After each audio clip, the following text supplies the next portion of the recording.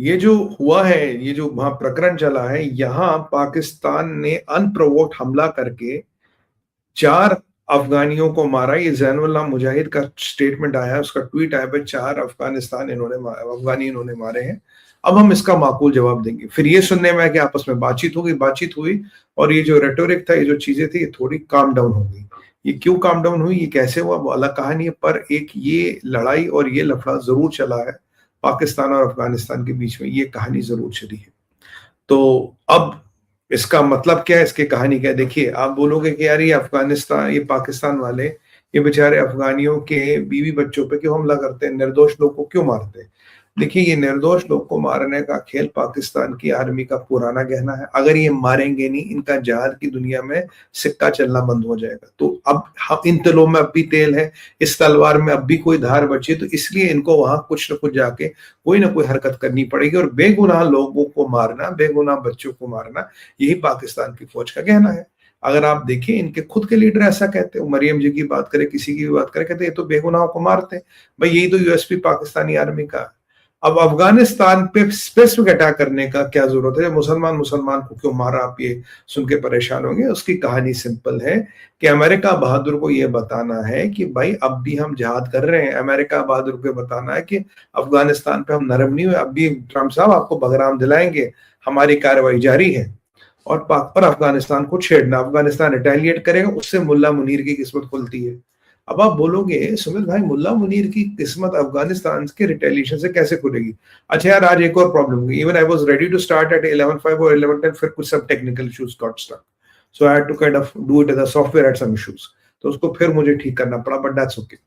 तो अब बोले भाई ये मुल्ला मुनीर की किस्मत कैसे जाती है? मैं आपको बताता हूँ मुल्ला मुनीर की किस्मत कैसे जाती है। देखो, अब की बार जो इन्होंने हरकत की है बेगुनाहों को मारने की, इसका बदला अब की बार, मेरा प्रोडिक्शन डेट और टाइम के साथ लिखिएगा, अब की बार इसका बदला बीएसए नहीं देगा, बलोच वाले नहीं देंगे। इसका जो बदला होगा वो तहरीके तालिबान पाकिस्तान लेगा, और अब की बार अटैक होगा पाकिस्तान की फौज पे। और मैं आपको एक और बात बताऊं, पाकिस्तान की फौज पे काफी सारी कैजुअलिटीज होंगी, और आपको जान के ये भी बड़ी हैरत होगी कि पाकिस्तान की फौज ये कैजुअलिटीज लेगी। They'll be willing to take those casualties। क्यों? क्योंकि जब तक पाकिस्तान की फौज की कैजुअलिटीज नहीं होती, मुल्ला मुनीर के खाते में पैसे नहीं आते। मान लो पाकिस्तान के 20-30 सिपाही, 40 सिपाही, 60 सिपाही मर गए, कुछ अफसर मर गए, तो मुल्ला मुनीर बोलेगा जाके, बोला अरे जनाब बहुत सख्त लड़ाई है, देखो हमारे 40 सिपाही, 5 अफसर मरे, बोला आपके बस का, आप लड़ोगे आके, आप बस का तो लड़ो आके यहाँ पे। उससे क्या होगा? देखिए, ये जो जिसके लिए जंग लड़ रहा है, देखो सऊदियों के बस को तो ऐसे लड़ना नहीं है। बच्चे चीनियों को अपने पैसे से मतलब, मेन जंग लड़ रही है अमेरिका के लिए। जब ये अमेरिका के लिए जंग लड़ रहा है, तो भाई अब अमेरिकनों को ये दिखाना ना, जंग बड़ी मुश्किल है। अमेरिकन को ये दिखाना तेरी कैजुअलिटीज होंगी, अमेरिकन को ये दिखाना तेरे लोग आएंगे तो यहाँ मारे जाएंगे, कुत्ते बिल्ली की मौत मरेंगे। तो जब तक तुम अमेरिकन को ये नहीं दिखाओगे, अमेरिकन तब तक तुम्हारे वश में आने वाला नहीं है। तो अमेरिकन को अगर डराना है तो उसे दिखाना तेरे लोग मरेंगे, कुत्ते बिल्ली की तरह मरेंगे। और तेरे को अगर ये 40 बॉडी बैग अमेरिका चले गए, 50 बॉडी बैग अगर डोनाल्ड ट्रंप की, तो लुटिया डूब जाएगी भाई। तुम्हारे प्रेसिडेंट की अप्रूवल रेटिंग तो ऑल टाइम खत्म हो जाएगी। अमेरिका में प्रेसिडेंट की अप्रूवल रेटिंग बॉडी बैग्स को लेके ऊपर नीचे जाती है। ये ऐसी कौम है जो युद्ध तो करना चाहती है, जंग करना चाहती है, पर जीतने की औकात नहीं रखती, मारने की हिम्मत रखती, मरने की ताकत नहीं रखती। ये अजीब सी विडंबना है इनकी। तो कहते हैं भाई साहब ये लड़ाई बड़ी मुश्किल है। और देखो, अगर पहले $100 मिलियन का कॉन्ट्रैक्ट था, अब भाई अब तो ये कम से कम $150 मिलियन का कॉन्ट्रैक्ट हो गया। देखो इतने लोग मर गए, इतने लोग शहादत हो गए, इनके घर में भी मिलियन मिलियन देना पड़ेगा। देगा कुछ नहीं, बोलेगा देना पड़ेगा, या 2-2, 3-3 लाख डॉलर एक बंदे को बोलने पड़े। बोला तूने 40 बोले, बोला 40 तो ऑफिशियली मीडिया में बोले, मरे तो 100 है। कह रहा कैसे? कहता बाकी हमारा जो यूएसपी है, हम 20 फुट खड्डा खोदते हैं, उसमें लाशें डालते हैं, बवर कर देते हैं कुछ को। और जब उनके घर वाले पूछते भाई हमारे लोग क्या करा, उनको तहरीके तालिबान वाले किडनैप करके ले गए। फिर कहते खितना एक ख्वारिश, फिर कहते हिंदुस्तान का फितना, फिर कहते हैं हिंदुओं की साजिश है, फिर कहते हैं रॉ की साजिश है।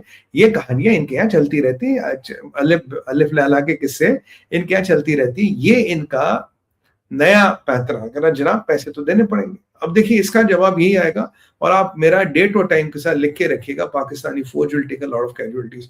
फिर ये होने जाएगा सऊदी के पास हमारे, देखो देखो जनाब मुश्किल काम है, फोकट के पैसे नहीं ले रहे आपको, आपकी आपकी सेना इतना कैजुअल्टी लेगी क्या?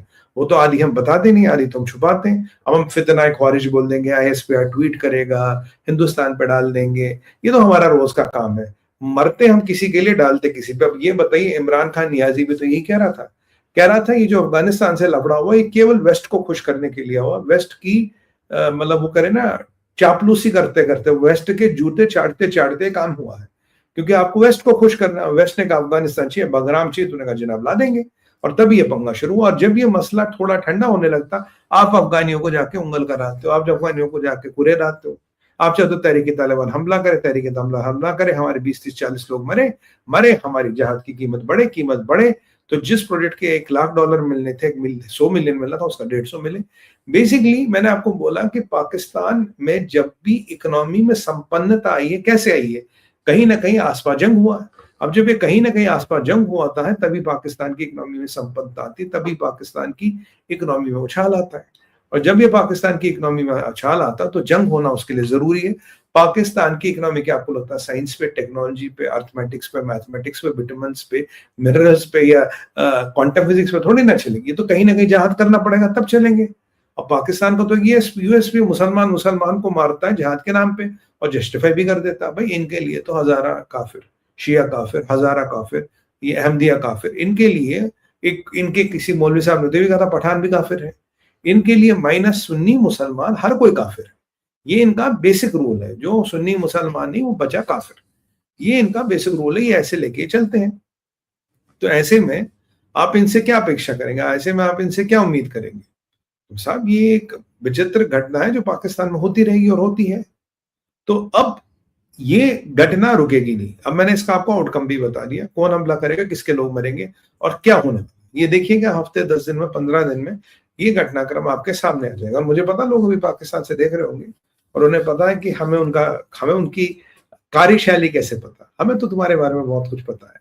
वक्त आने पर थोड़ा थोड़ा हम निकालते हैं, ताकि तुम्हारा जो ये प्लान है इनकी पहले हवा निकले, और तुम ना वो वो कहते हैं ना, वो क्या कहते हैं, वो खाल छिले मुर्गे की तरह मंडी में भटकते रहो। मतलब वो जो खाल छिला मुर्गा होता है ना, वैसी तुम्हारी औकात है। ये तो पाकिस्तानियों की औकात है। अब दूसरा है पाकिस्तान